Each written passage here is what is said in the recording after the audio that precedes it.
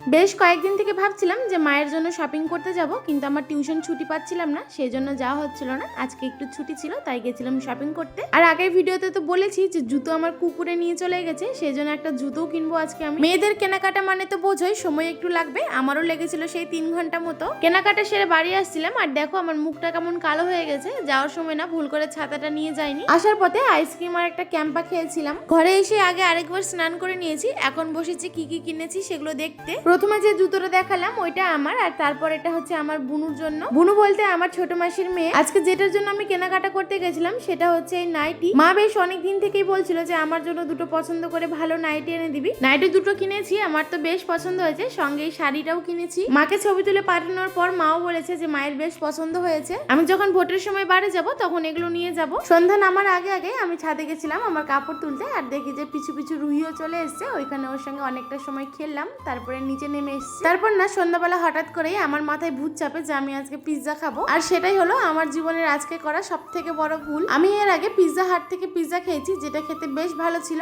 আর আজকে ফার্স্ট টাইমের মতো আমি ডমিনোজ থেকে পিৎজা অর্ডার করেছিলাম, আর এটা খেতে এত জঘন্য ছিল, এত জঘন্য ছিল কি আর বলবো। এটা তো মুখেই দেওয়া যাচ্ছিল না। আমি তো একটা স্লাইসও ভালো করে খাইনি, বুনু তবুও একটু খেয়েছে। ভেবেছিলাম তো রাত্রেবেলা আর রান্না করব না, কিন্তু যেহেতু পিৎজা খাওয়া হলো না তাই রাত্রেবেলা বানাচ্ছিলাম রুটি। কপাল খারাপ হলে যা হয় আর কি, তবে এইটাও আমি বিশ্বাস করি যা হয় ভালোর জন্যই হয়।